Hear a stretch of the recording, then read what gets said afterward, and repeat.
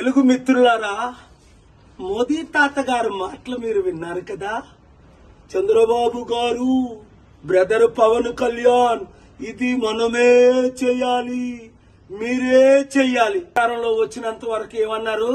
Special status ఇస్తాను, smart సిటీలు కడతాను, నల్లధనం తీసుకొస్తాను, అందరినీ శాంతిగా ఉంచుతాను, అద్భుతాలు చేస్తాను, డాలర్ రూపాయితో సమానం చేస్తాను, 20 కోట్ల ఉద్యోగాలు 10 సంవత్సరాలు ఇస్తాను.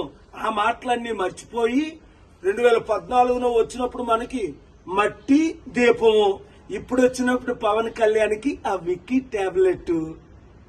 అప్పులు మనం చేసి మన రాజధాని కట్టుకోవాలట. ఇప్పటికైనా బుద్ధి వచ్చిందా? మన డబ్బంతా తీసుకెళ్లి గుజరాత్కి అప్పచెప్తున్న లక్షల కోట్లు. మార్పు రావాలి.